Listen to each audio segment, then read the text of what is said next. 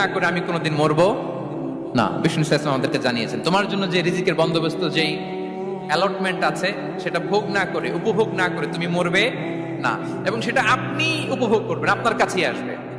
ধরুন আপনারা যে ফল আমেরিকাতে খান, এটা কি আমেরিকায় চাষ হয় ফল, নাকি কানাডা মেক্সিকো থেকে আসে? এখানেই হয়, আবার বাইরে থেকেও আসে। লেটস সে আপনি যেই অ্যাপেলটা দিয়ে আজকে ব্রেকফাস্ট করলেন, যে অ্যাপেলটা আপনি খেলেন, এটা মেক্সিকো থেকে এসেছে। ওই অ্যাপেলটা যখন কুড়ি অবস্থায় ছিল, মুকুল অবস্থায় ছিল, তখনই ওটার মধ্যে আপনার নাম লেখা। এর মধ্যে কত পাখি এসে ওই গাছে বসেছে, কত মুকুল নষ্ট করেছে, ওইটা নষ্ট করে নাই, কারণ ওইটা আপনি খাবেন।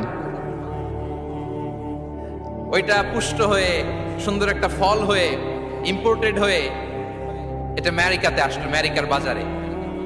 অনেক মানুষ ওই ফলটা সুপার মার্কেটে যে ধরে চড়ে নেড়ে আবার রেখে দিয়ে চলে গেছে, নেয় নেই। ওইটা সে খাবে না, কারণ ওইটা আপনার রিজিকে লাগে।